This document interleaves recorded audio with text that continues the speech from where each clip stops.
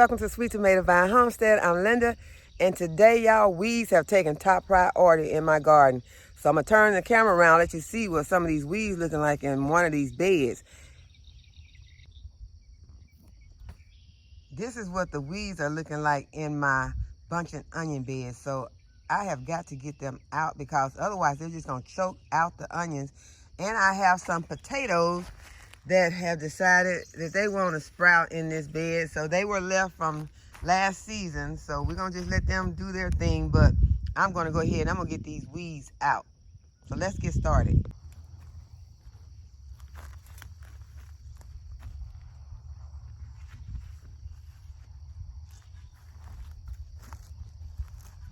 Y'all brought my shovel. I got it nearby in case I had to use it.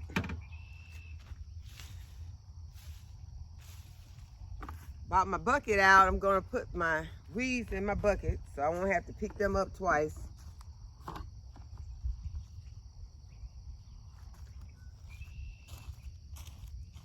When you're weeding, you have to be careful because especially when you're weeding around something like onions, you don't want to pull them up. And at this stage, they'll be kind of easy to pull up. So you have to be careful, especially with weeds like these that have these long roots. Because some weeds you can pull up like this, and when you pull it, you know, you just got that root looking like this. I hope this wasn't a sunflower, because, you know, sometimes sunflowers look something like this, but I don't know. I think that's a weed. It's in there. Because I do sometimes put some sunflowers in some beds. I got one in that bed next to this one.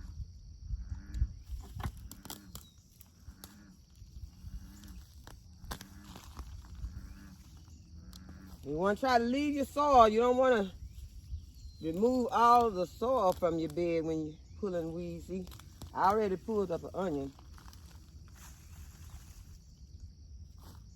I already pulled up a bunch. I think there's a bunch of onion right here. But I didn't want to do that.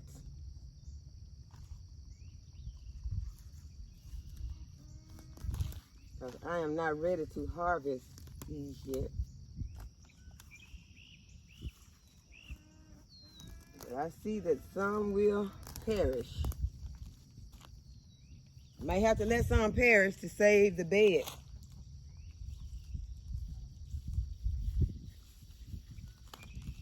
Because this grass is not your ordinary grass. When you pull it, you got to pull long roots. And it wants to attach to the soil. It wants to bring up the vegetables that you have planted, and it wants to bring up the soil. So these are some mean grasses.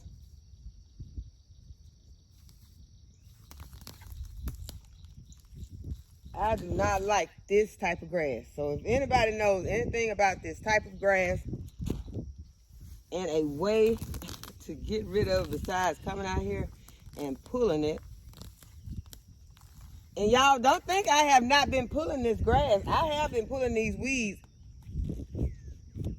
This stuff just likes to grow fast. And I got a pepper in here too.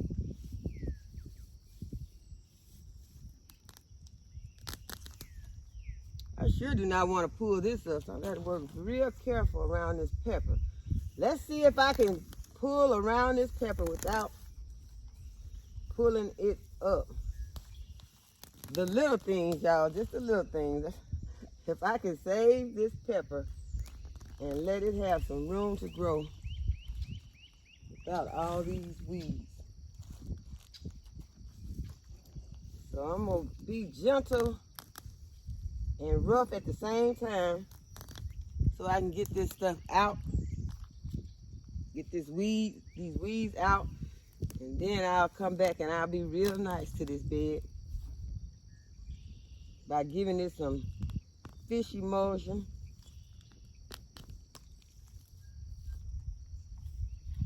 And some fertilizer because it has not been fertilized in a while.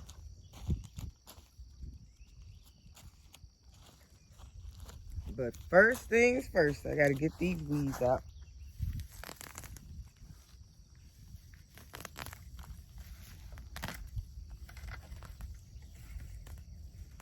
And I wanna go slow to try to make sure that I don't tear up my plants and pull out all my soil, but I got some other stuff that I would like to get done today. And I would like to get out of this bed before this sun is at full blast, because it's coming. It's not at full blast yet, but it's coming.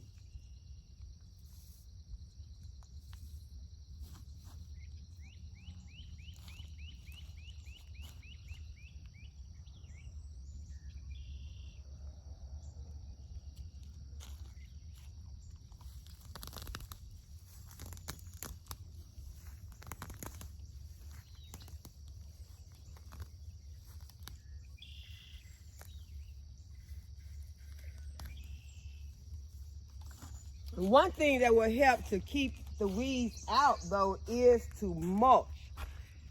I did not mulch this bed with bark or anything. I on the top dressed this bed with some compost and cow manure. So mulch would have helped.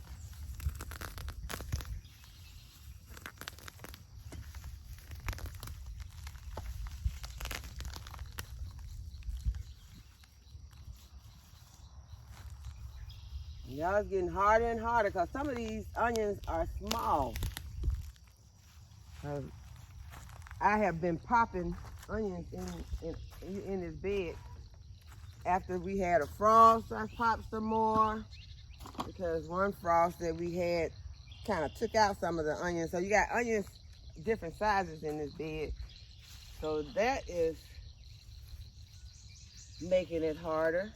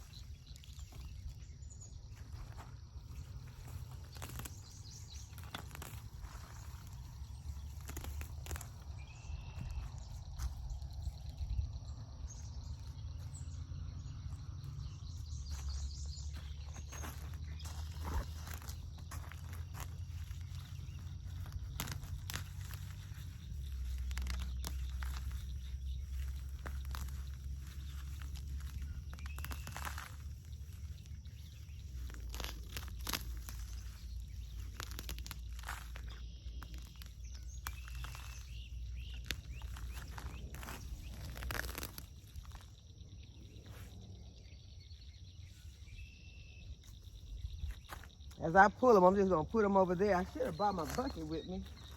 Should have carried my little bucket around, so I don't have to keep making trips back over here. And then when I get all these weeds, the soil is ending up in the bottom of this bucket, I'll just pour my weeds into the compost. And my compost is hot, guys, so it will burn these seeds up, these weeds. So it's not like you're just adding these weeds back in. In the same way, it's like if you get your grass from your grass clippings from your yard, and you put them in your compost. So I'm not going to destroy these weeds no more than in the compost pile. But my compost will be hot enough before I use the soil. These weed seeds will have perished in the hot compost. Because my compost has chicken manure in it and everything.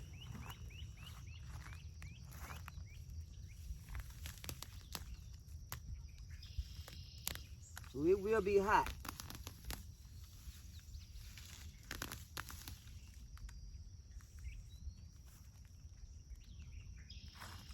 Pull this bulb up, I might as well take it in the house and eat it.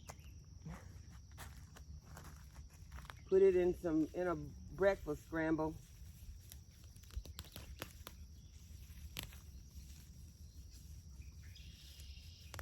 Or cut it up on a avocado toast. My goodness, this is a long root. Look at that root. Trying to take all my soil with it.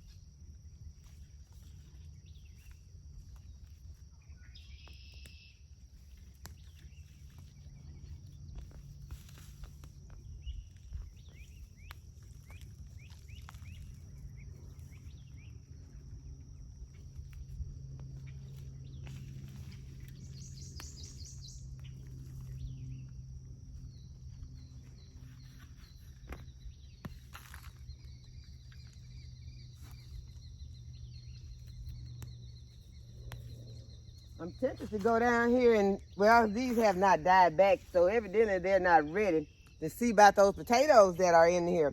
But by potatoes in my raised bed, I am counting the days now that before I go ahead and harvest those potatoes, because the leaves have started to die back on the potatoes, and they're beginning to get brown around the garlic.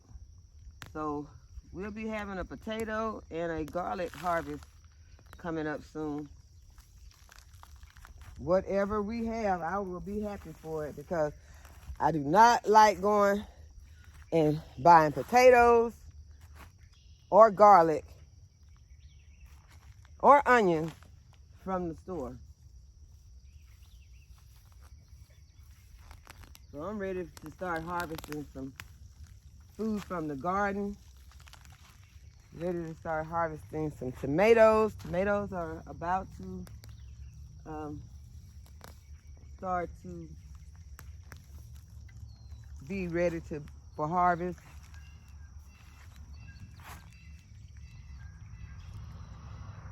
So we're getting to the exciting time in the garden when you can harvest food.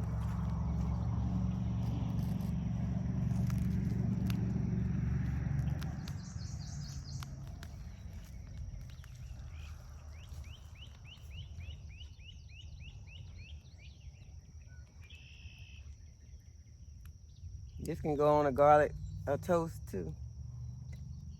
Not garlic, but it's the onion. Green onion can go on my toast.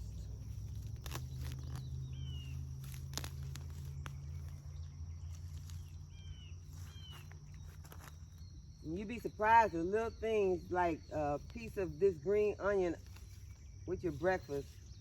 If you eat eggs, you can add it to your eggs in the morning.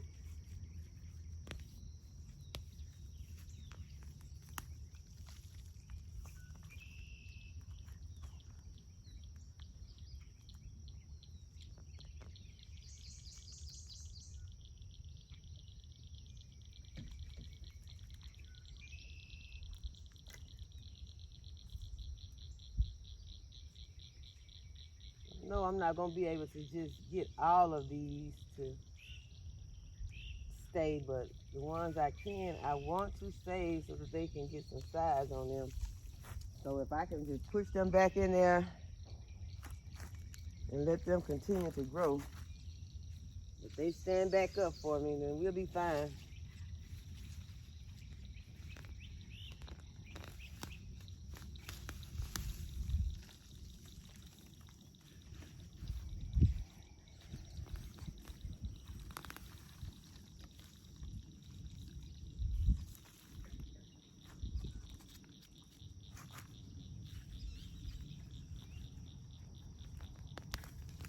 You have to stay aware while you're in the garden of your surroundings, wherever you're at, especially you get in tight spots. Make sure nothing is around you.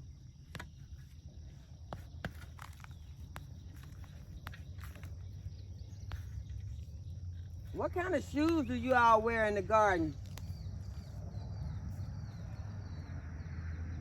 I wear anything that will completely protect my feet.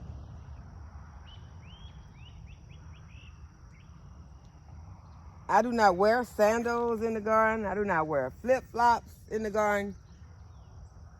Even if I'm just running out here for a minute, I don't have on flip-flops. But what do y'all wear? During the winter months, I really enjoyed my high heel boots. I gotta find some sort of, see if high heel, because I love their boots. See if they have a boot or a shoe that works well in the summer, because my winter boots that I have been wearing have just gotten too hot. So what do y'all have? What do you recommend? Do you all have any high heel suggestions? I probably just go to their website when I'm finished and look. But I need something that is going to feel good and have my feet cool out here when I'm working in the garden during the summer months. Because when you pull those boots off that you've been working in out here that you wore in the winter, it seems like steam coming off your feet. And at least it does mine. So I have got to find something else.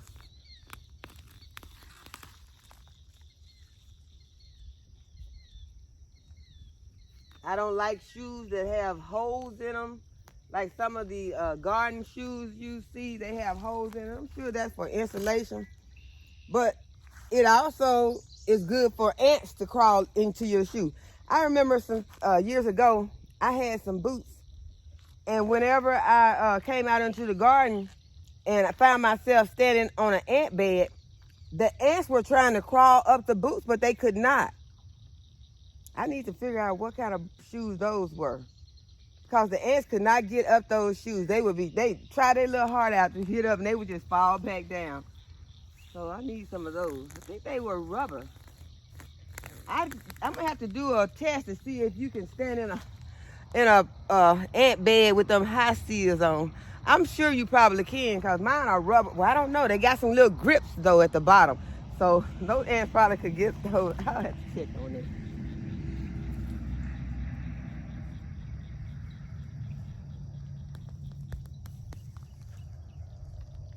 So we need something that we can be in the garden in that ants cannot climb on. When they try to get on, they just fall right down.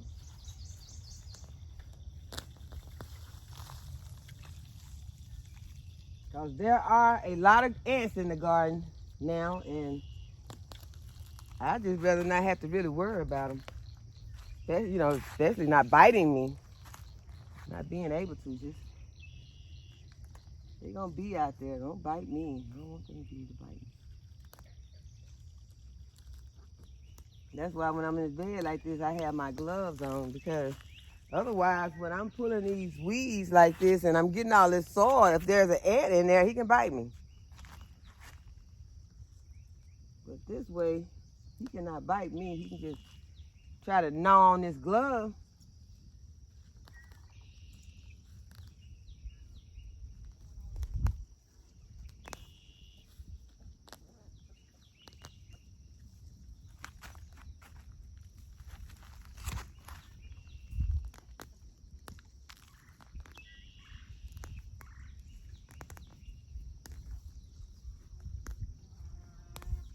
But you know what? I don't like to talk bad about ants, because ants are one of the smartest little insects there is.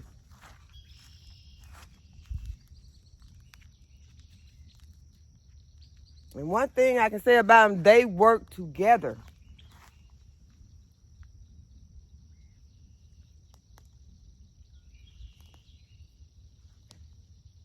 That's why they call ants colonies. They work together.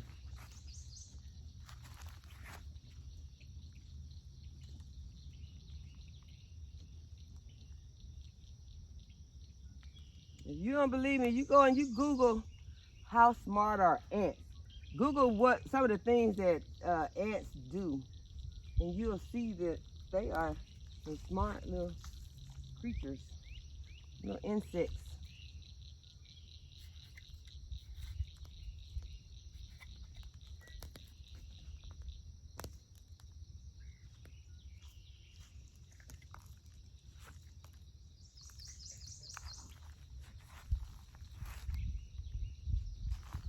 Okay, now y'all, since I'm seeing a lot of soil, you know the gardener's mindset, when they see soil, they be like, what can I plant right here?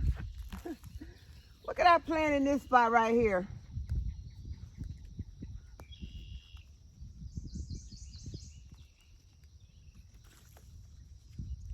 It probably won't be that long before these onions are ready to come out. That don't mean I'm not gonna try to plant something in this bed, because when you have a lot of space in your bed, also that causes grass and weeds to come. So sometimes one way to keep the grass and weeds out is by just filling up your bed.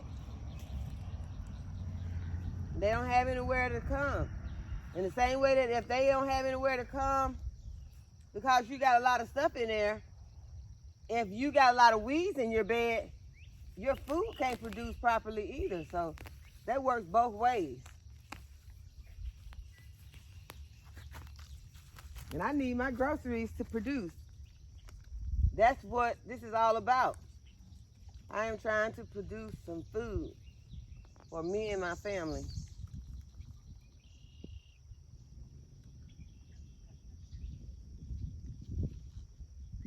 I'm also trying to teach my family how to produce food.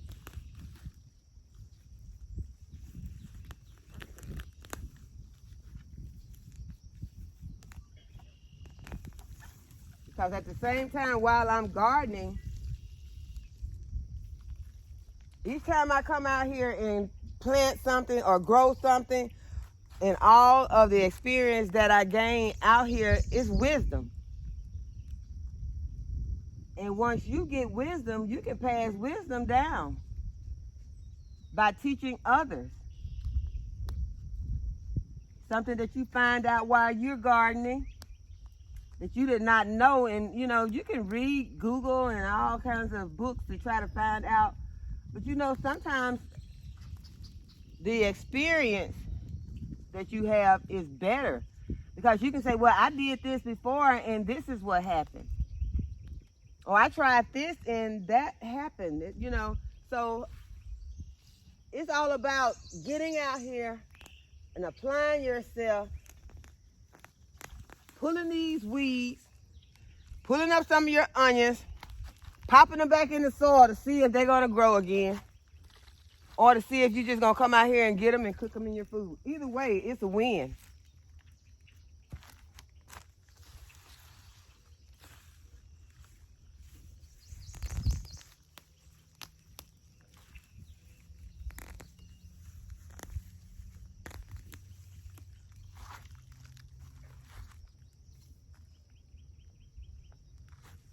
So some of these are going to end up just being onion tops, but still, that is a win. Because as I mentioned in one of my videos previously, I've been seeing onion tops, which we call our green onions, at the store in a bunch for $2.99. I just could not give them that. I'm sorry. I cannot give them $2.99 for these onion tops. I cannot do it. I do not plan on having to do that. If I had to grow onions underneath my bed with a grow light, I cannot give them $2.99. We have to figure out ways that we can garden, y'all. Especially when the odds stacked against you, you have to go ahead and try to keep trying to figure out how you can grow you some food.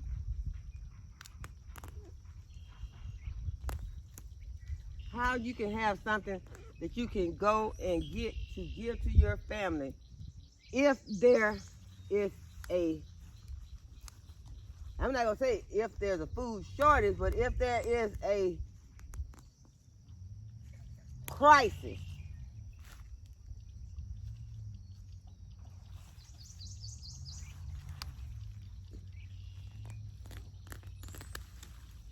We want to be positive and think that there's always going to be plenty of everything for us. But then sometimes you just have to face reality. When things just don't look right or don't feel right, and in your gut you feel like something is wrong here. Something is going on that's not right. Why is this happening with our food? Then you have to take a stand. You have to make up your mind. You're going to do something that's for you and your family. You can't just sit around and twirl your thumbs and wait to see the outcome, or wait until it gets just so bad or too bad, and then you start to try to figure out who you're going to go and get some fruits and some vegetables from. You got to make a stand now while you see that you can still get some seeds. While you can still buy seeds, you need to make a stand now. Get some seeds. If you're not going to plant them, buy some seeds.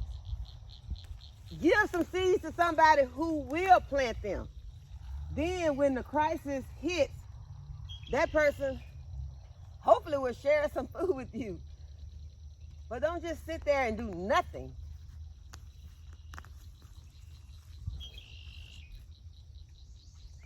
And you know what? Some people have that attitude. And sometimes you have to try to figure out, are they serious or are they joking? They say, well, if it get bad, I'm just going to come to your house. Okay.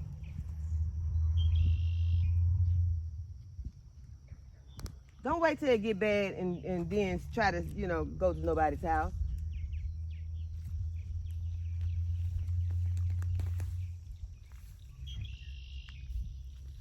Think ahead.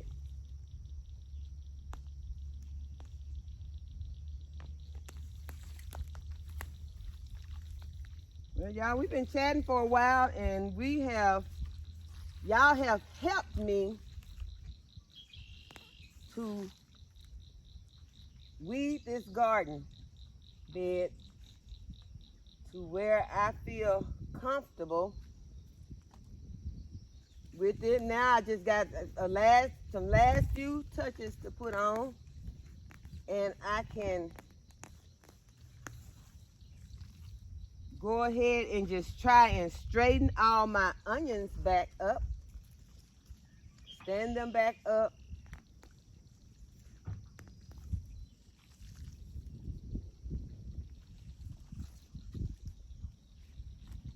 and get ready to put some fertilizer around this bed.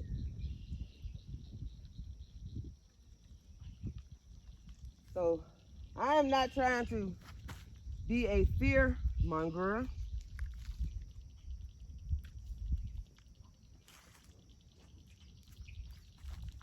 I just want to help someone to get prepared. At least start thinking about it. If you don't do anything today, just start thinking about, what can I do? If you don't know what to do, as I said, purchase some seeds. Start you a seed box where you put your seeds in, and things that you and your family like to eat. Go ahead and start putting those seeds back. That's a simple thing. Right now, seeds are not crazy high. They're still pretty reasonable. These plant starts are not reasonable. I'm going to say in some places they are not reasonable. Some places they are outrageous. So that lets you know the direction in which we're headed.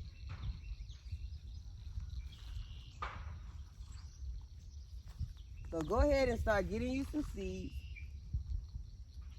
If possible, start putting them into the ground. Also look into planting some stuff that is long-term, stuff like asparagus, stuff that comes back year after year, perennial, to place in your garden. I've talked about it before. Get you some fruit trees that you and your family like. Don't worry about what somebody else is getting, because you might not eat that. I put figs in my garden. I like figs. A lot of people don't like figs. I love figs.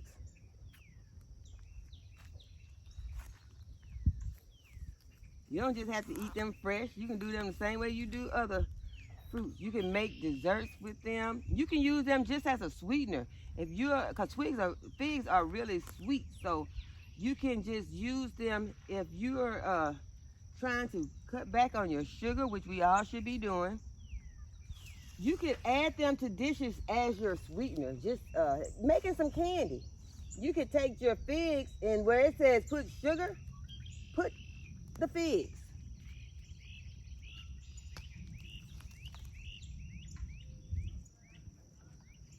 Yeah, it'll be a taste that you might not be used to, but if you love figs, you will be used to it. But sometimes you have to back away from everything, which I'm not going to say back away, because to me it tastes delicious.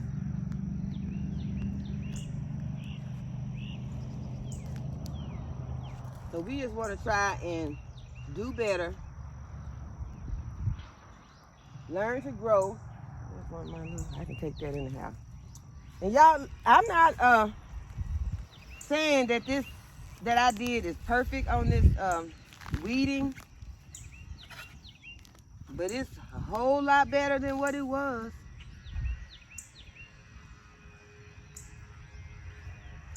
So I'm gonna give this bed some fertilizer and some water. I'm gonna pull these tags out, because at this point, this says sweet Spanish onion. So let me just toss it right there for now. Well, I can't put it in here because I don't think, some of these could be sweet Spanish. But I'm thinking for the most part, these were bunching onions. What's this say? That said red burgundy. Some of those onions could have been, I'm not going to say probably, but could have been some of the onions that perished after the frost. So I'm not going to too much worry about what it is. When I get ready to come and harvest, y'all, I'm just going to be harvesting. And if y'all want to know, I'll try to help y'all figure out what it was, because like I said, a lot of it's not here anymore. I got these tags still in here, but a lot of it didn't make it after the big freeze that we had. We had a few of them. So right now, we just glad for what we were able to save, and we're going to move on. But I do want to go ahead and get this bed fertilized and watered in before it gets too hot, and get everything else watered in.